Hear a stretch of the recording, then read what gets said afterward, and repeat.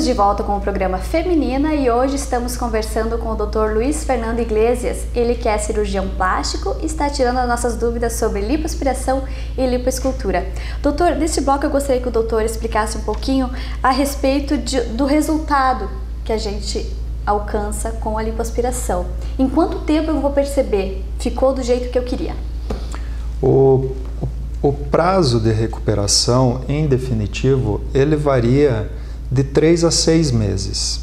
Lógico que a paciente não precisa esperar todo esse tempo para ver o resultado da sua lipo. Então, geralmente nas primeiras 2 a 3 semanas ele está um pouco mais inchado, mas mesmo assim as curvas já são visíveis. Então, a partir dos 30 dias o resultado ele já se torna bastante evidente e nos 3 a 6 meses seguintes vai haver um processo de reabsorção, de arranjo a nível celular bem mais discreto. Mas o processo todo já é perceptível logo nas primeiras semanas, segunda semana já dá para perceber o resultado. E os pontos que são feitos na cirurgia são retirados depois de quanto tempo? Em torno de 10, 12 dias, 14 dias, depende da região. Quando é feito na região do pescoço, a gente retira com menos tempo, depende da área a ser tratada, em média 10 a 12 dias. E quem faz uma lipo e trabalha, enfim, vai ter que, é claro, tirar alguns dias de férias. Quando ela vai poder voltar às atividades normais? Depende muito da atividade do paciente. Paciente que trabalha, digamos, um serviço burocrático, um serviço de escritório, por exemplo, ele pode fazer a sua lipoaspiração e em 3 ou 4 dias dá para voltar à atividade. Alguma pessoa que trabalha em alguma atividade que exija um pouco mais do ponto de vista físico, aí então a gente tem que avaliar em função do tipo de atividade. Alguém que exerça um trabalho mais intenso, um esforço maior, em torno de 15 a 2 a 3 semanas pode retornar. Isso serve também para os exercícios físicos, doutor? Quem faz caminhadas ou então as mulheres que principalmente fazem uma lipo na barriga vão fazer abdominal, ou elas vão poder voltar dentro de um mês já para academia ou não? Normalmente o que eu recomendo aos meus pacientes é que aos 30 dias da cirurgia esqueçam que operaram. Vida normal, sem restrições. Então, não existe nenhum impedimento em se voltar à atividade física de qualquer natureza. Normalmente isso é válido para toda cirurgia que a gente faz. Então, não existe restrições a partir de 30 dias, vida normal. E existem riscos de complicações com a lipoaspiração? Sim, existem muitos riscos. É uma cirurgia que ela deve ser executada sob as técnicas mais adequadas, né? O cuidado da parte do cirurgião, o cuidado da parte da anestesia, a seleção do paciente, como eu havia referido anteriormente. Então, são todas situações que diminuem muito o risco desse tipo de procedimento. A gente costuma ver na mídia muito acontecimento negativo relacionado à lipoaspiração. Na imensa maioria das vezes, desses casos, a gente identifica que em alguma parte desse processo houve algum tipo de descuido ou de negligência. Então, é uma cirurgia como qualquer outra, envolve riscos e deve ser tratada com todo o cuidado. E é por isso também a grande importância das pessoas que vão fazer uma lipo também estarem bem informadas, né, a respeito dos cuidados, a respeito de todo o procedimento que é utilizado também nos locais que é feito, né, doutor? Exatamente. Então, eu sugiro a quem está interessado em fazer uma lipoaspiração que procure se informar o profissional a respeito, verificar se é membro da Sociedade Brasileira de Cirurgia Plástica. Existe um estudo feito pelo Conselho Regional de Medicina de São Paulo em que 95% dos casos de processos médicos relacionados com cirurgia plástica estavam envolvidos médicos que não tinham certificação da Sociedade Brasileira de Cirurgia Plástica, ou seja, não eram especialistas. Então eu diria assim, procurar um especialista em cirurgia plástica não é garantia de sucesso, mas vai reduzir em muito a possibilidade de ter algum problema. Doutor, e a lipoaspiração pode ser associada com outra cirurgia? Tudo dentro de um critério de seleção pode. Então, a gente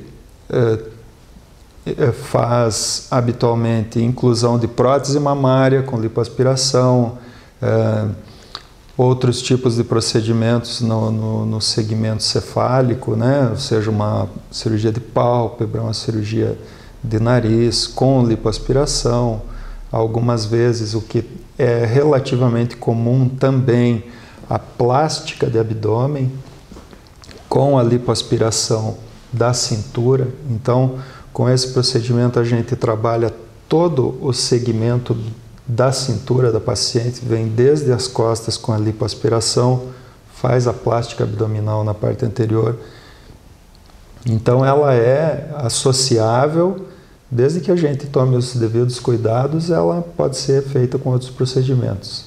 Não é recomendável associar a cirurgia estética a procedimentos outros do tipo uma histerectomia, né? Uma cirurgia no útero, cirurgia de ovários, esse tipo de procedimento a Sociedade Brasileira não recomenda. Existe um risco aumentado de embolia pulmonar, esse tipo de situação. Então, a gente precisa avaliar cada caso. Doutor, em relação às gestantes, quanto tempo após ela ter o filho dela, ela vai poder fazer uma lipo? A princípio, o ideal seria que ela já tivesse desmamado o bebê, né? Então, hoje em dia, insiste muito com a amamentação e tudo mais, né? O ideal seria que ela tivesse também alguém que assumisse os cuidados com a criança, pelo menos por 2 a 3 semanas, no sentido de pegar, fazer esforço. Então, desde que ela tenha uma estrutura familiar que possa dar esse suporte a ela, a partir de 6 meses é possível. E existe problema, doutor, eu tenho um filho agora, vou fazer uma lipo. Aí vou ter um filho depois, vou fazer outra lipo. Tem problema ou não tem? A princípio não existiria problema. O que ocorre? A lipoaspiração, quando bem executada, ela corrige curvas, contornos, né? A gente esculpe o corpo da paciente. Então, mesmo que a paciente venha a ganhar peso, ela não vai readquirir aquelas curvas que não é agradável. Ela vai ganhar peso como um todo. De forma que a lipo, quando bem feita, e se o paciente não ganhar muito peso, ela não existe, digamos, uma necessidade de refazer inúmeras vezes. Doutor, e no primeiro bloco o doutor comentou que existem vários nomes que as pessoas dão assim para lipo, mas é tudo mais ou menos a mesma coisa. O que seria a mini lipo que o doutor tinha comentado? A mini lipo é uma situação que a gente tem percebido que está ocorrendo eventualmente aqui e ali, seria lipoaspiração em consultório. Para áreas extensas, vai lá, tira um pouquinho num dia, vai no outro dia, tira um pouquinho. Isso não é algo seguro, não é algo satisfatório, não é algo que se recomende. Então, eu viria o termo mini lipo mais relacionado a uma lipoaspiração numa área pequena, única, exclusiva, né? Como seria aqui na papada, ou uma pequena área em torno do umbigo. Fora isso, como a gente vê sendo executado por profissionais muitas vezes que não têm formação, fazendo uma propaganda enganosa a respeito de segurança, resultados, eu não recomendaria. Então, na verdade, a mini lipo não pode ser vista como mais segura que uma lipoaspiração? Não, ela não é uma alternativa à lipoaspiração. Uma vez a paciente tendo uma área extensa a ser tratada, não vai ser com diversas mini lipos que ela vai corrigir. Então, o ideal é fazer em ambiente hospitalar, com anestesia adequada e se fazer o procedimento como um todo. Doutor, e é necessário fazer uma drenagem no pós-operatório? A drenagem ela é um opcional, é um adjuvante, ela se presta bem. Como eu já disse, não é indispensável para um bom resultado, mas ela acelera o processo de reabsorção do edema.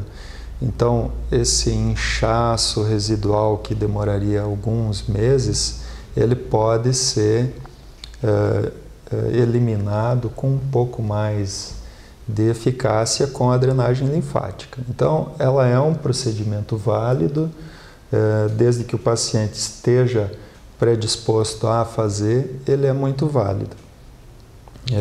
A gente costuma indicar um ou outro profissional, eventualmente, e ver que existem bons resultados quando se faz. E o ultrassom, doutor, ele é realizado sempre após essas cirurgias e por que ele é utilizado? O ultrassom, ele fica a critério, ele é um recurso do profissional que faz a drenagem linfática.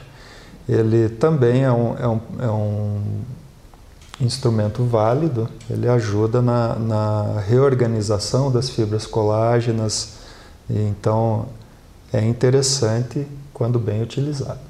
Doutor, finalizando o programa, antes eu gostaria que o doutor comentasse com o pessoal de casa e explicasse qual é o médico que está apto a fazer uma lipoaspiração e uma lipoescultura, até para a segurança de cada paciente.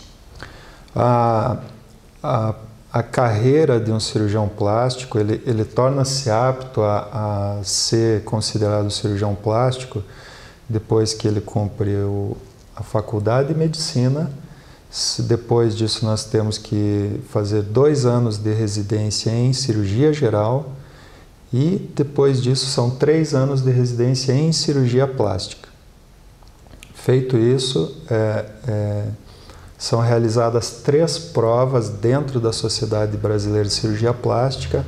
A primeira é a análise de currículo, a segunda é a prova escrita e a terceira seria a prova verbal, oral. Então, passado por todos esses trâmites e sendo aprovado, então a gente pode se considerar um membro da Sociedade Brasileira de Cirurgia Plástica. Fora isso, não pode levar esse título, não pode fazer publicidade em cima da cirurgia plástica. Então, doutora, eu gostaria de agradecer a sua participação no programa Feminina e deixe esse tempinho final para suas considerações. Muito obrigada, doutor. Obrigado a você, obrigado a todos pela atenção. Me coloco à disposição de quem, porventura, queira mais algum esclarecimento. A nossa clínica fica em Joaçaba, na rua 13 de Maio, a rua da Policlínica. Muito obrigado. Isso aí. O programa Feminina de hoje termina aqui. Se você quiser entrar em contato com a gente, também acompanhar matérias já veiculadas em nossa programação, acesse www.tvcidade.net. Até a próxima semana.